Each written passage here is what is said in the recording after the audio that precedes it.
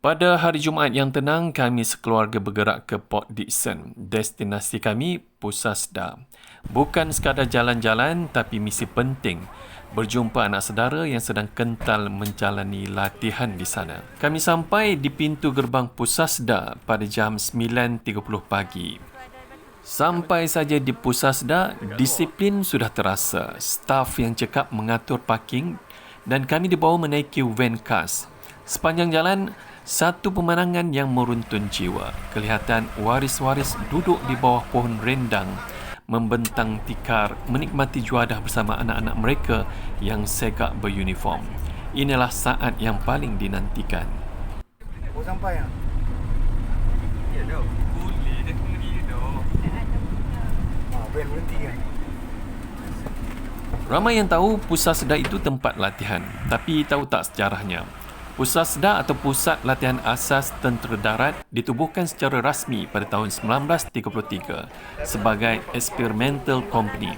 Ia merupakan Cradle of Army, buayan di mana lahirnya wira-wira negara. Di sinilah jati diri anak-anak muda ditempa dari orang awam menjadi seorang prajurit yang berani. Bukan senang nak jadi warga Pusasda. Prosesnya bermula dengan pemohonan secara dalam talian. Calon akan melalui saringan awal termasuk pemeriksaan fizikal, ujian kejagasan seperti larian 2.4 km, pumping, sit-up dan ujian psikometrik. Selepas itu, ada pemeriksaan kesihatan yang sangat teliti. Hanya yang benar-benar fit dan mentalnya yang kental sahaja akan terpilih. Ramai yang tanya berapa gaji kalau masuk tentera. Secara asasnya, semasa latihan, mereka sudah mula menerima allowance.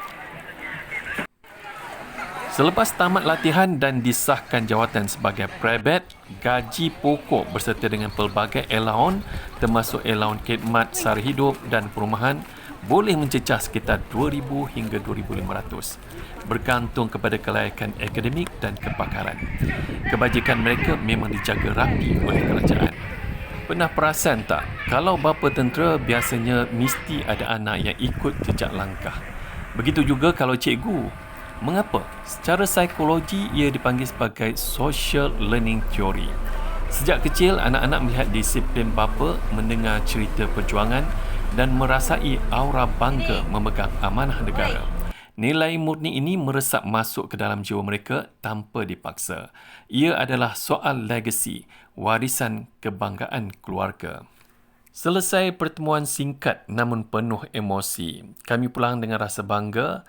Terima kasih Pusasda kerana menjaga wira kami. Kepada anak-anak muda di luar sana, jika anda mencari erti keberanian, inilah tempatnya.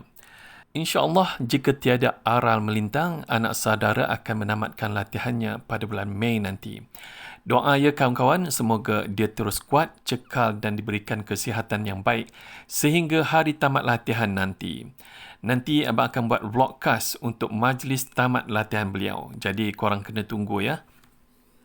Sama-sama kita doakan agar dia berjaya tamatkan latihan dengan cemerlang dan kalau boleh biarlah ditempatkan di kem yang dekat dengan keluarga seperti yang dia impikan. Tapi sebagai seorang prajurit, kami tahu dia sudah bersedia. Jauh atau dekat, di mana pun bumi dipijak, di situlah langit dijunjung demi tugas pada tanah air tercinta. Jumpa lagi di vlog tamat latihan nanti. Assalamualaikum warahmatullahi wabarakatuh dan salam Aidilfitri.